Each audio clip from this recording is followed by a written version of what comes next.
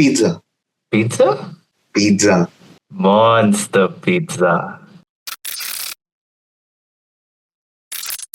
And we're back! I'm on a Sidequest streak where I'll be doing one side quest a week for a whole year. And week 4 side quest was learn how to bake a pizza. Before we get to the pizza, there's a bit of a lore that I'd like to share about how this came into play. Hey Neeraj, what's up? How you been? I'm good, dude. Been a while. I actually needed some advice from you. Yeah? So I'm thinking of starting a YouTube channel where I'll be going around doing a bunch of side quests, random things that come to my mind, F around and find out. I was thinking maybe I'd check with you if you can probably give me some suggestions. Do you want to learn how to bake a pizza? Ooh, that sounds interesting. I think you'll really enjoy it. Come over to my store and it's a side quest. And so I put my shoes on and off we went. A few moments later. Hey, welcome to Pino'z Pizza, the home of the best pizza. I'm the owner of the Town outlet. Come on in, let me show you around. And so, after wandering around the dining area for a bit, it was time to head into the kitchen where all the magic happens. Before you enter, you can put on your hairnet. Right. Always safety first.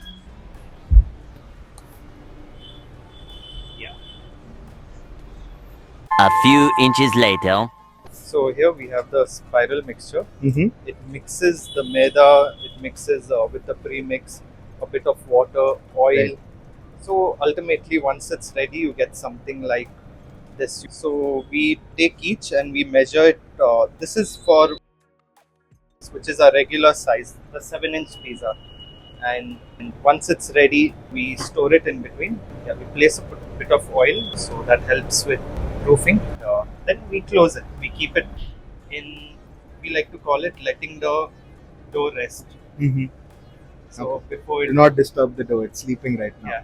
While the dough was busy resting, I figured I'd take the time to learn the basics. And that's how we make the base. This is for a 7-inch regular pizza. Looks like the pizza deserves a good spanking before we bake it. So we use a pizza ring to ensure the pizza size stays the same. With the basics of the base now in place, it was my turn to get started. Started by putting some gloves on because I didn't need no health code violations. Beat the dough like it was the last day of October. Slowly but surely the dough was finally taking shape. And just like that, we hit first base. After successfully hitting first base, it was time to sauce things up. Started by putting some holes in the pizza like it had committed a felony. Spread some sauce on that. And a little more.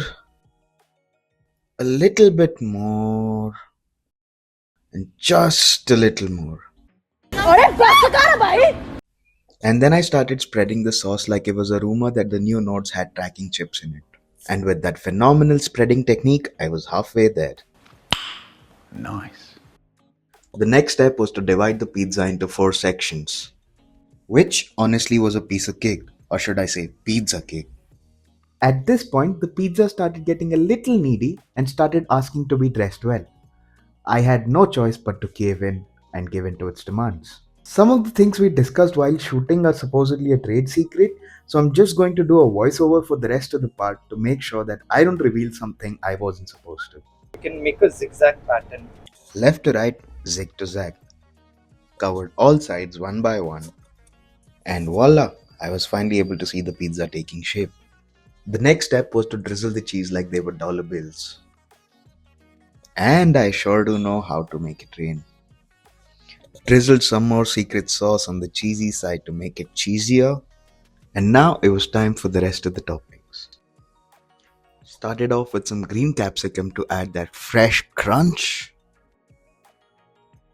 Added some tomatoes too because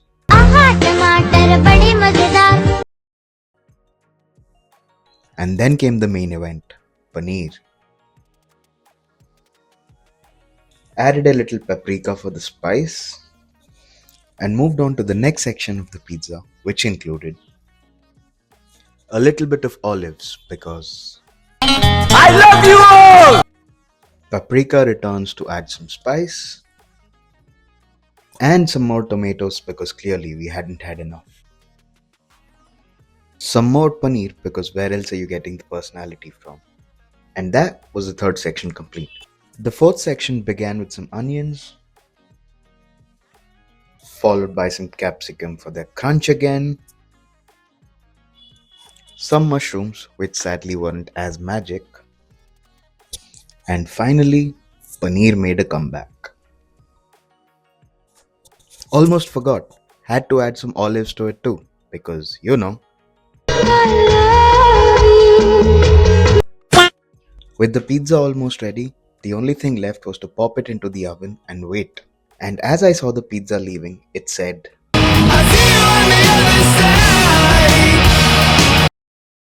and there you have it, freshly baked, out of the oven, smelling like heaven, the monster pizza.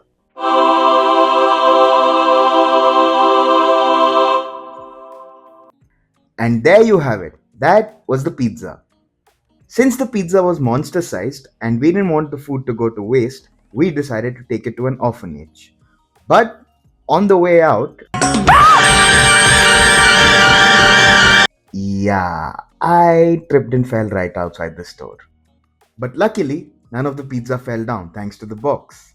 So, with barely any damage done, we headed to the orphanage, delivered the pizza to the kids, and it was so nice to see their happy faces.